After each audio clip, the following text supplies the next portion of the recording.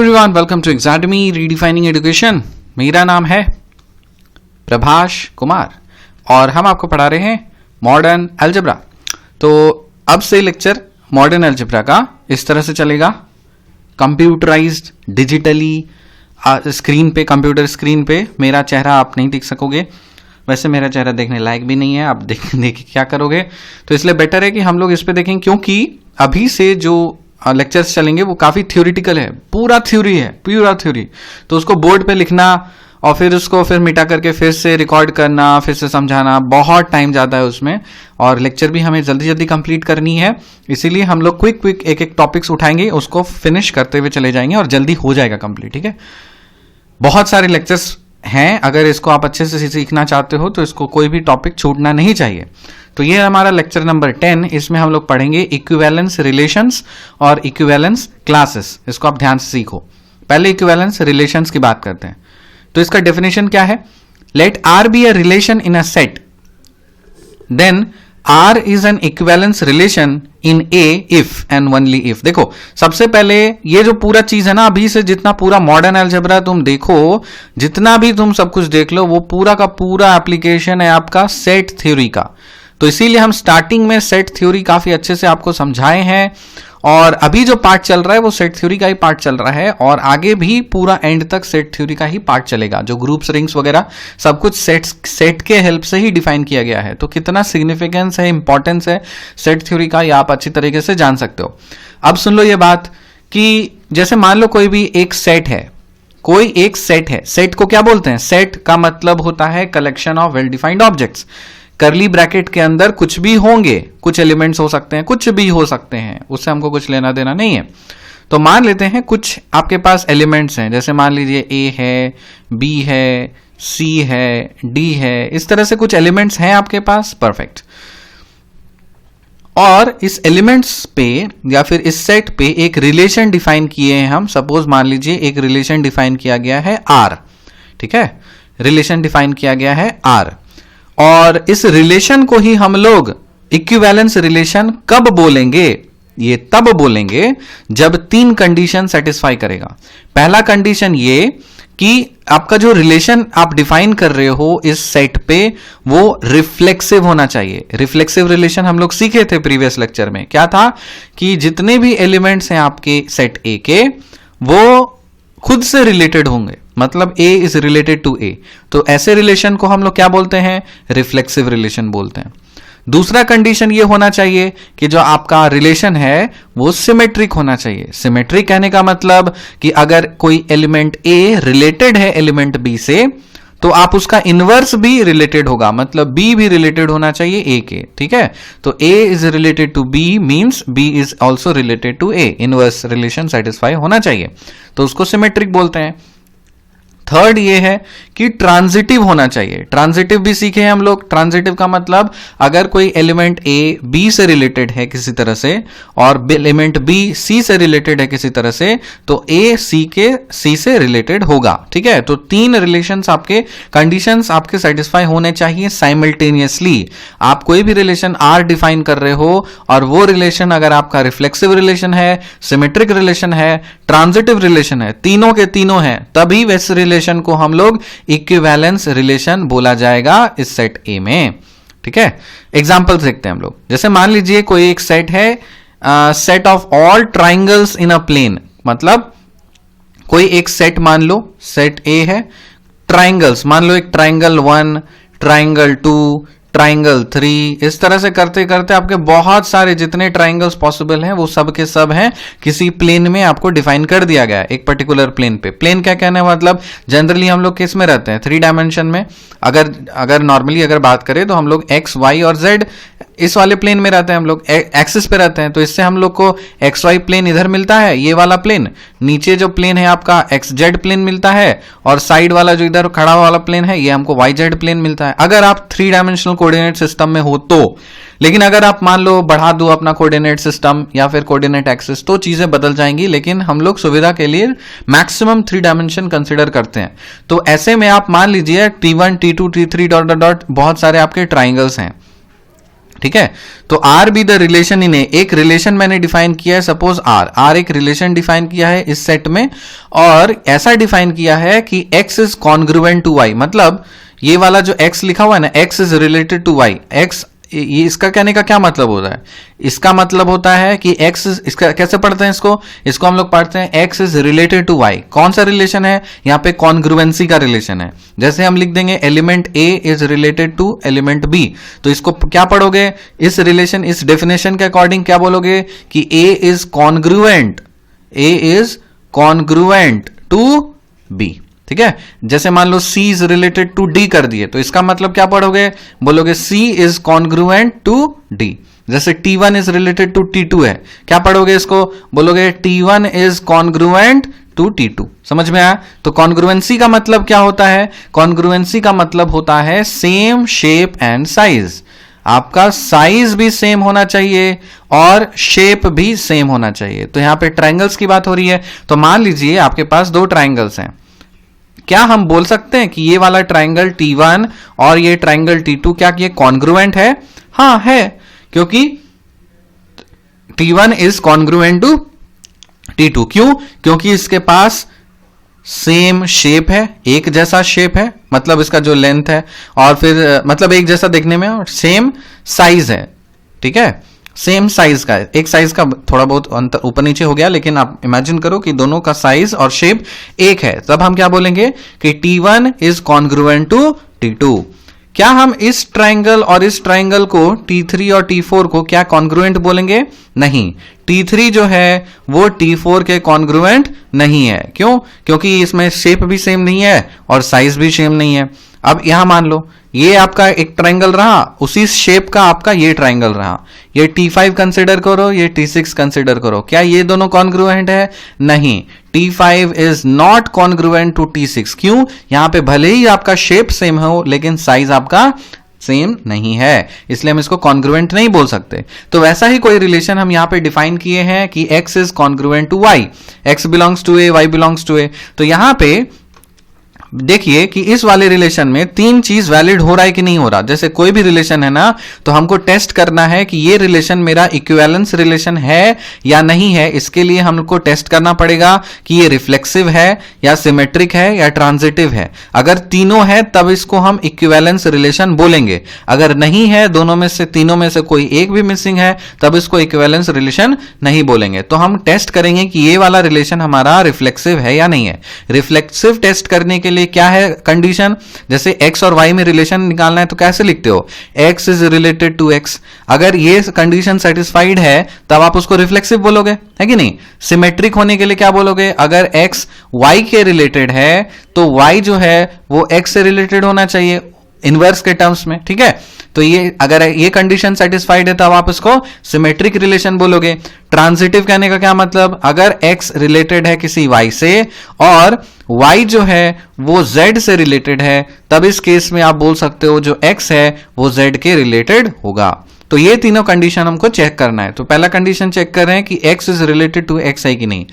हाँ, ये तो है, क्योंकि हमको पता है कि सेट A में जितने भी हैं वो ट्राइंगल्स हैं, ठीक है। तो मान लीजिए ट्राइंगल है आपका T1, ये ट्राइंगल है T2, ये ट्राइंगल है T3, इस तरह से करते करते मान लीजिए, ठीक है, चलो इनफाइनाइट नहीं मानते हैं, 3 ट्राइंगल्स का सेट मान लेते हैं, ठीक है, ज्यादा सुविधा होगा समझने के लिए। 3 ही ट्राइंगल का आप सेट मानिए कि एक सेट में 3 ट्राइंगल्स हैं। यहां पे बोला सेट ऑफ ऑल ट्राइंगल्स, लेकिन मान लीजिए फॉर द टाइम बिंग आपके पास 3 ही ट्राइंगल्स हैं एक सेट में। तो क्या हम ऐसा बोल सकते हैं कि जो T1 है वो खुद के कॉन्ग्रुएंट होगा? अरे होगा ना, क्योंकि एक जो ट्रायंगल है ये तो खुद के तो कॉन्ग्रुएंट होता ही है। उसी तरह से आप T2 को बोल सकते हो T2 is related to T2, है कि नहीं? और T3 को भी बोल सकते हो T3 is related to T3। आप इस तरह से तो बोल ही सकते हो। अगर इस तरह से आप बोल सकते हो और यहां पे देखो कि इधर वाला टर्म और इधर वाला टर्म दोनों सेम होना चाहिए, इधर भी x होना चाहिए, इधर भी x होना चाहिए, तो क्या ये कंडीशन सेटिस्फाई हो रहा है? T1 T1, ठीक है ना, सॉरी T1 और यहाँ पे T2 T2, यहाँ पे T3 T3, ये रिलेशन तो वैलिड है। तो अगर ये रिलेशन वैलिड है तब आप क्या बोलोगे कि यस, यहाँ पे इसको आप रिफ्लेक्सिव बोल दोगे, ठीक है। अगला क्या है? अगला रिफ्लेक्सिव टेस्ट करेंगे कि ये रिफ्लेक्सिव है कि नहीं। अगर मान लीजिए T1 है T2 के कॉन्ग्रुएंट और T2 है तो क्या आप ऐसा उल्टा भी तो बोल सकते हो ना कि अगर T1 T2 के कॉन्ग्रुएंट है तो T2 जो है वो T1 का कॉन्ग्रुएंट तो होगा ही होगा। तो यहां पे तो इनवर्स वाला रिलेशन भी वैलिड हो चुका है कि अगर T1 is related to T2 तो ये क्या शो कर रहा है, ये T2 जो है ये भी रिलेटेड होगा T1 के। तो यहां पे आपका x y था, यहां पे पलट के yx आ गया, हो गया। तो आप सेकंड कंडीशन भी सेटिस्फाई करा दे रहे हो, मतलब कंडीशन सेटिस्फाई हो रहा है। तो ये सिमेट्रिक भी है। हम लोग क्या देखें कि ये वाला रिलेशन रिफ्लेक्सिव भी है, ये वाला रिलेशन सिमेट्रिक भी है। थर्ड रिलेशन देखिए कि अगर हम बोले कि कोई एक ट्रायंगल T1 है वो T2 के कॉन्ग्रुएंट है, उसी समय T2 जो है वो एक T3 के कॉन्ग्रुएंट है, तो क्या हम ऐसा नहीं बोल सकते कि T1 T2 के कॉन्ग्रुएंट है और T2 T3 के कॉन्ग्रुएंट है? तो क्या हम ऐसा नहीं बोल सकते कि T1 जो है ये तो T3 के भी कॉन्ग्रुएंट होगा ही होगा? तो यहां पे भी रिलेशन सेटिस्फाई हो जा रहा है कि नहीं हो रहा? यहां पे आपका x था, y था, और यहां पे आपका y था, z था, तो यहां क्या बन गया? x और z बन गया, है कि नहीं?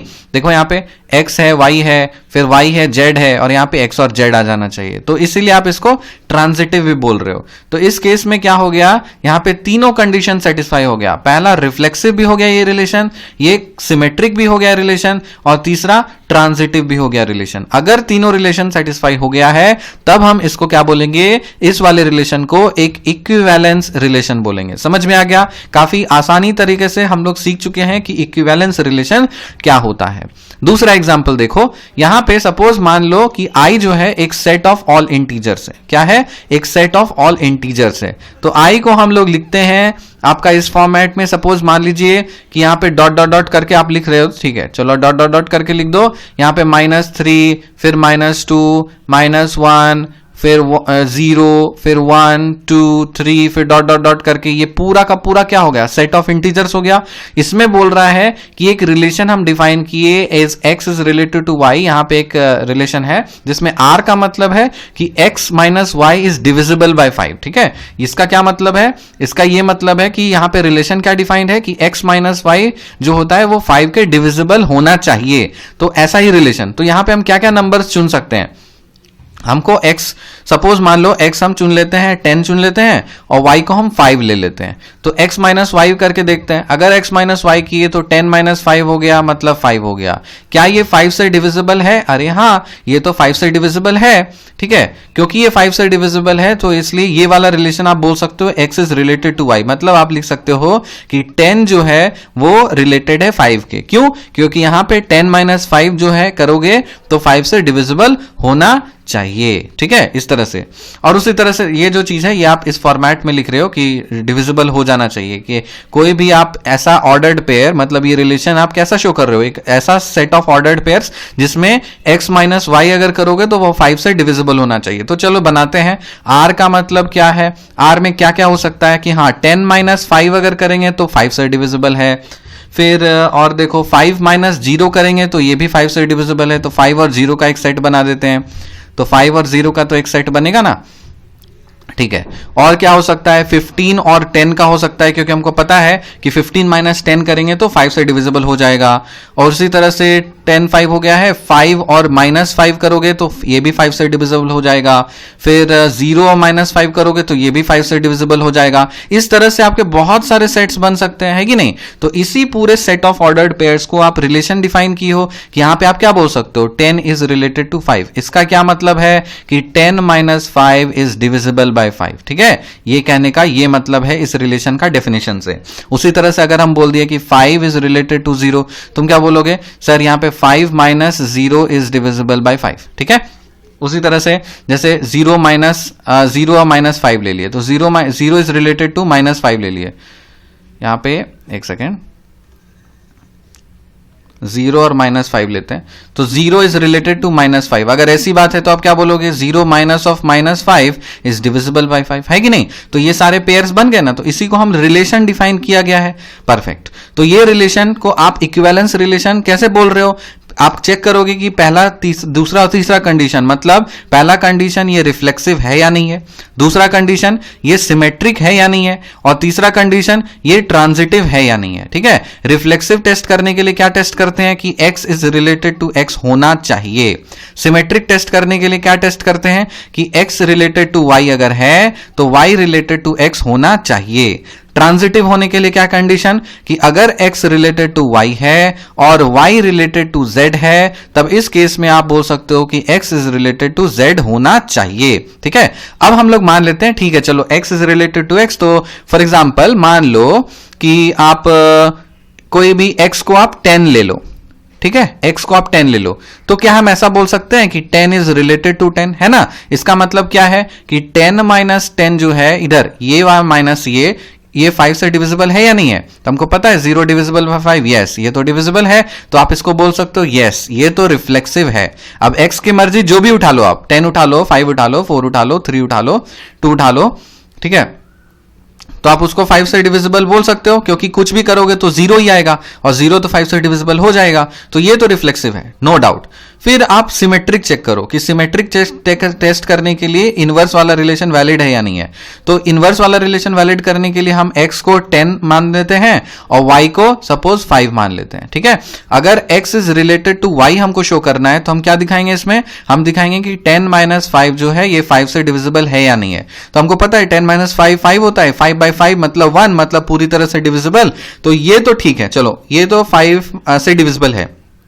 पलट दो, तो अगर हम बोले y is related to x, तो क्या बोलोगे, यहां पे y क्या लिए थे, y लिए थे 5 लिए थे और ये 10 लिए थे, तो आप इसको क्या बोल सकते हो, इसको आप बोल सकते हो 5 माइनस 10 इज डिविजिबल बाय 5। क्या ये सही है, हाँ, माइनस 5 को 5 से डिविजिबल करोगे तो हो जाएगा ना, तो माइनस 5 तो पूरी तरह से तो कट गया। तो यहां पे आप देख रहे हो कि x रिलेटेड टू y ये y रिलेटेड x के बराबर है, तो आपका सिमेट्रिक भी है। ट्रांजिटिव क्या होना चाहिए कि आप x और y, ट्रांजिटिव होने के लिए क्या कंडीशन कि अगर x y के रिलेटेड है और y जो है ये z के रिलेटेड है, तो आप बोल सकते हो कि x z के रिलेटेड होगा। इसका क्या मतलब है, इसका ये मतलब है कि x माइनस y को 5 से डिविजिबल होना पड़ेगा, इसका मतलब है कि y माइनस z को 5 से डिविजिबल होना पड़ेगा, और इसका ये मतलब है कि x माइनस z को 5 से डिविजिबल होना पड़ेगा। अब यहां पे हम एग्जांपल ले लेते हैं, सपोज x को हम ले लेते हैं 15 और y को ले लेते हैं हम 10 और z को ले लेते हैं 5। चलो टेस्ट करके देखते हैं कि अगर हम बोले कि 15 इज रिलेटेड टू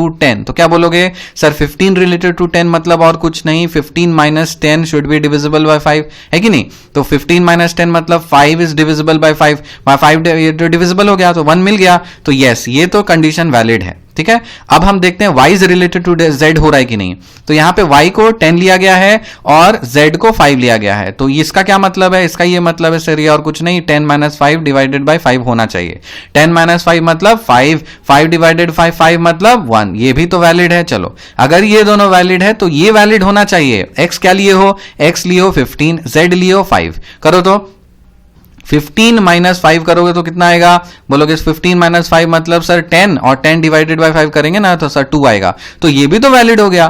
तो अगर x रिलेटेड है y के, y रिलेटेड है z के, तो आपका x भी रिलेटेड हो जा रहा है z के। तो अगर ये बात है तो आपका तीनों का तीनों कंडीशन सेटिस्फाइड है, तो इसलिए आप क्या बोल सकते हो कि यहां पे ये इक्विवेलेंस रिलेशन है।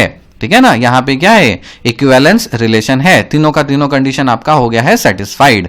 ठीक है, अब बात करते हैं हम लोग इक्विवेलेंस क्लासेस। इक्विवेलेंस क्लासेस को ही हम लोग इक्विवेलेंस सेट्स बोलते हैं। बहुत ही आसान है, क्या है, इसमें हम लोग एक सेट का बात करेंगे कि अभी रिलेशन तो समझ में आया कि इक्विवेलेंस रिलेशन क्या होता है, एक ऐसा रिलेशन जो सिमेट्रिक भी हो, रिफ्लेक्सिव भी हो, ट्रांजिटिव भी हो। अब इक्विवेलेंस क्लास का कैसा मतलब है, वो क्लास कैसा होना चाहिए, पहले तो समझो क्या मतलब है ये।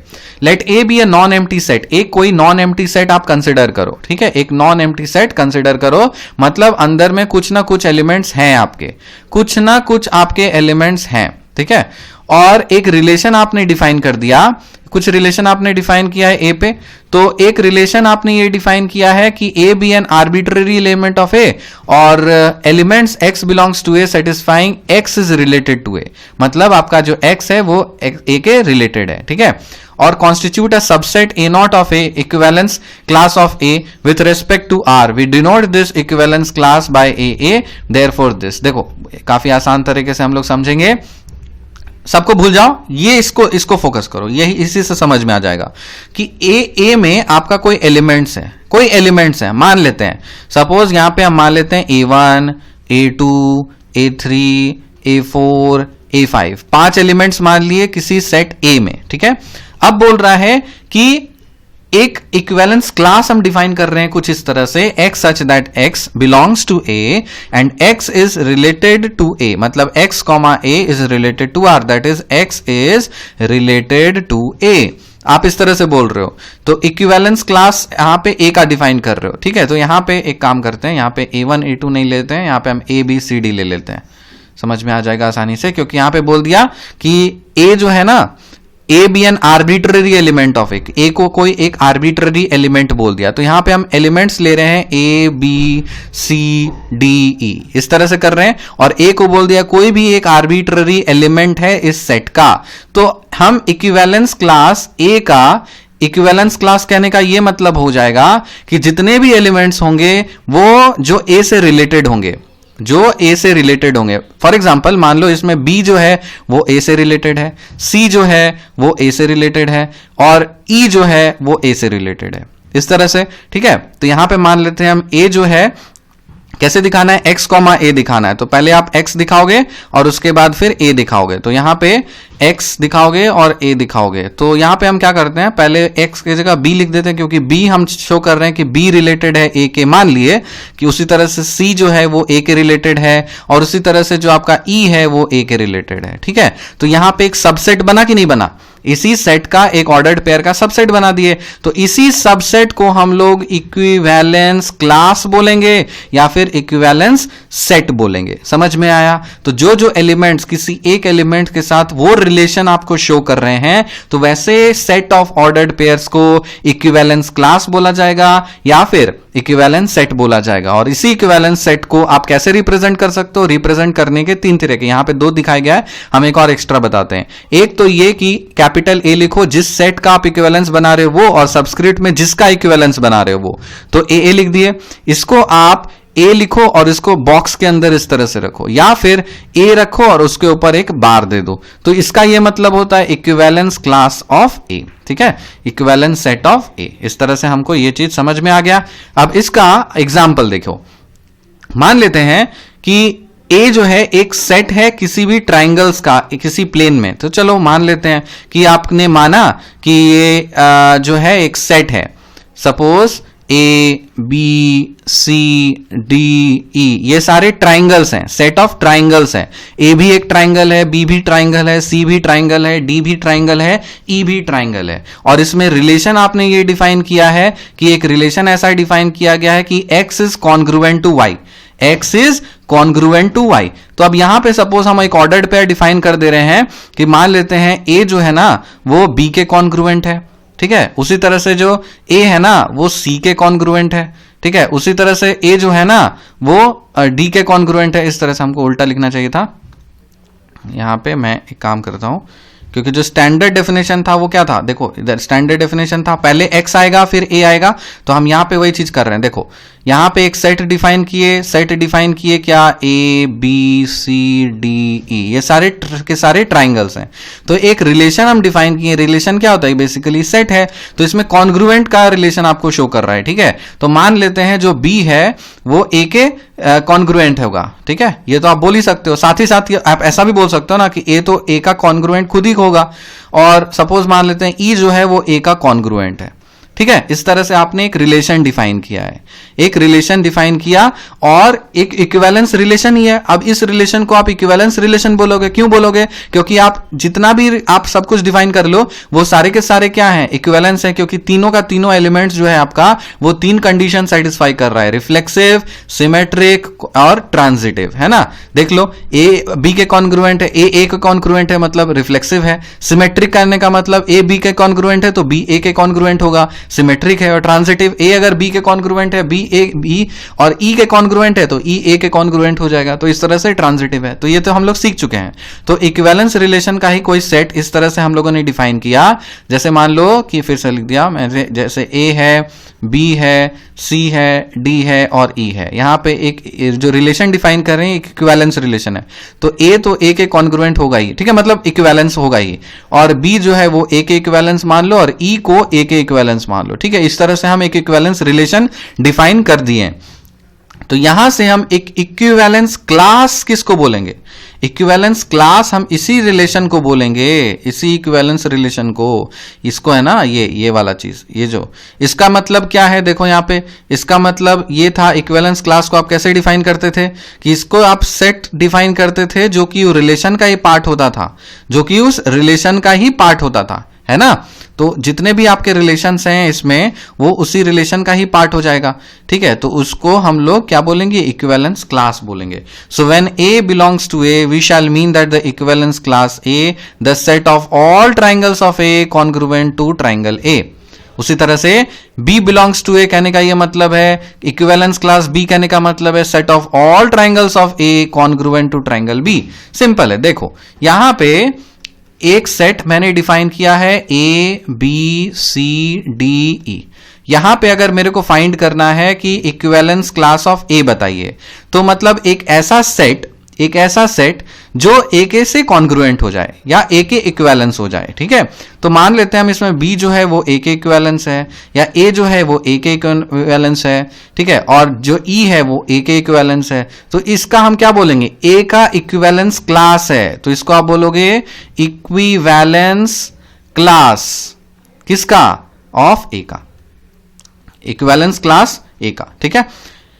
उसी तरह से अगर मान लो B के साथ आपको दिखाना है, तो इक्विवेलेंस क्लास अगर ये दिखाना है इक्विवेलेंस क्लास B, तो आप क्या दिखाओगे कि B के साथ कौन कौन सा कॉन्ग्रुएंट है, तो आप बोलोगे B के साथ तो कॉन्ग्रुएंट होगा ही, A तो B के साथ कॉन्ग्रुएंट होगा ही, फिर आपका मान लेते हैं सपोज D जो है वो E के B के साथ कॉन्ग्रुएंट होगा ही, ठीक है। तो ये वाला कॉमन रहना चाहिए। देखो B के साथ दिखा रहे हो ना, तो B ये वाला कॉमन रहना चाहिए, B का इक्विवेलेंस क्लास दिखा रहे हो तो ये कॉमन रहना चाहिए। जो जिसके साथ रिश्ता हो जा रहा है उसके साथ आपको इधर लेफ्ट हैंड में दिखाना है, और जिसका आप दिखा रहे हो उसको राइट हैंड साइड में दिखाओगे। जैसे A का दिखा रहे हो तो A क्या है? राइट हैंड साइड में है ना। यहां देखो A ये वाला यह लिखा हुआ, ये वाला A राइट हैंड साइड में ही लिखा हुआ, ये वाला A इधर राइट हैंड साइड में लिखा है। अगर हम बोले E का इक्विवेलेंस क्लास बताओ, तो यहां पे जो कुछ भी होगा, इधर कुछ भी होगा, राइट हैंड साइड में E लिखा रहेगा, फिर राइट हैंड साइड में आपका E लिखा रहेगा, ठीक है। तो ये सारी चीजें हैं जिसको हम लोग इक्विवेलेंस क्लास बोलते हैं, मतलब set of all equivalence relations, ठीक है।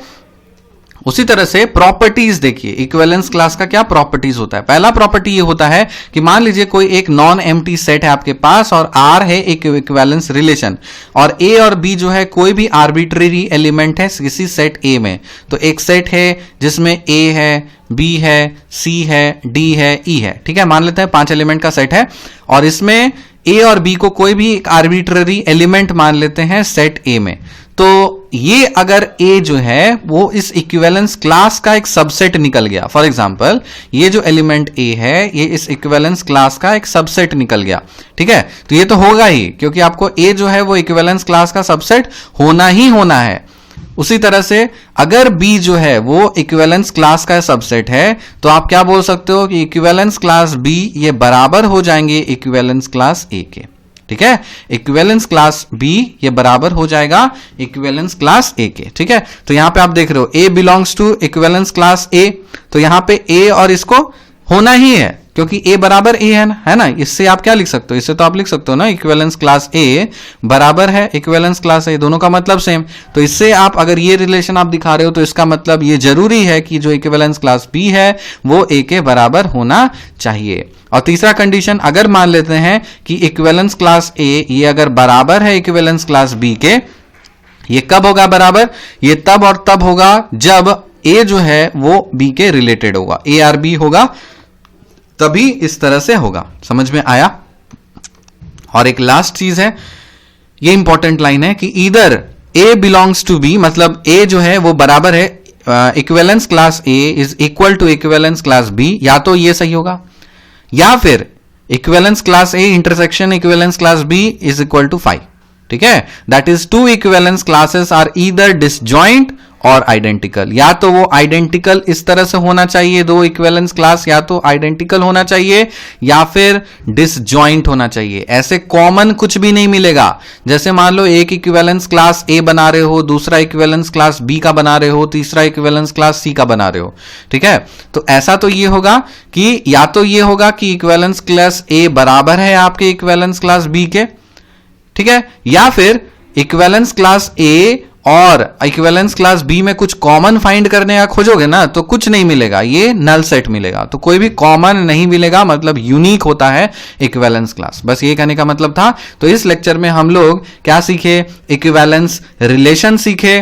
क्या सीखे? इक्विवेलेंस रिलेशन सीखे और इक्विवेलेंस क्लास सीखे। काफी अच्छा और काफी छोटा, काफी इंटरेस्टिंग चीज था इक्विवेलेंस रिलेशन, इक्विवेलेंस क्लास। इसी तरह से हम लोग मॉडर्न अलजेब्रा में एक एक टॉपिक को काफी बारीकी से, काफी आराम से, काफी हौले हौले सीखेंगे। क्योंकि अगर आप इस तरह से टॉपिक बाय टॉपिक वाइज इस तरह से आप सीखते हो एग्जाम्पल के साथ में, तब आपको group theory, ring theory, field और मॉडर्न अलजेब्रा में कहीं भी कोई दिक्कत नहीं होगी, पहली चीज। और दूसरी बात ये कि मॉडर्न अलजेब्रा पढ़ने के लिए, जैसे बाकी सब्जेक्ट आप पढ़ रहे हो और मॉडर्न अलजेब्रा पढ़ रहे हो, तो जब भी आप मॉडर्न अलजेब्रा पढ़ना स्टार्ट करो तो अपना मोड जो है ना वो चेंज कर दो। मोड कहने का मतलब देखो, एक होता है ना कि जैसे कूलर होता है ना, एसी होता है ना, तो उसमें एक मोड होता है, यहां से ऑफ करते हैं, और एक लाइट होता है, एक हाई होता है। इस तरह से आप इसके जो नॉब है इसको आप स्विच करते हो ना,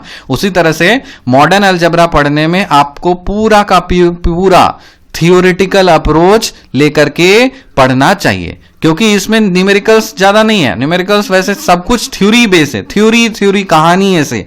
तो इसी तरह से एक मैथमेटिकल थ्योरेटिकल सब्जेक्ट है, तो इसको आपको पूरा थ्योरेटिकल एंड अप्रोच के साथ इसको पढ़ना है। इसको अगर आप सोचोगे कि नहीं हम न्यूमेरिकल एनालिसिस की तरह पढ़ेंगे या फिर कैलकुलस या वेक्टर की तरह कुछ प्रॉब्लम सॉल्व करेंगे, तो ना हो पाएगा, फिर ना हो पाएगा। इसलिए आपको क्या करना पड़ेगा, इसको आपको एक माइंड सेट रेडी करना पड़ेगा कि अभी हम जा रहे हैं काफी एक बड़ा सा युद्ध पे जिसमें है थ्योरेटिकल अप्रोच। तो उसी हिसाब से आप देखेंगे, आपको लिखना आना चाहिए, आपको पढ़ना आना चाहिए, आपको समझना आना चाहिए ये सारे सिंबल्स क्या हैं, नोटेशंस क्या हैं, डेफिनेशंस क्या हैं, वगैरह वगैरह, ये सारी चीजें। ठीक है, मिलते हैं आपसे अगले लेक्चर में, तब तक के लिए बाय।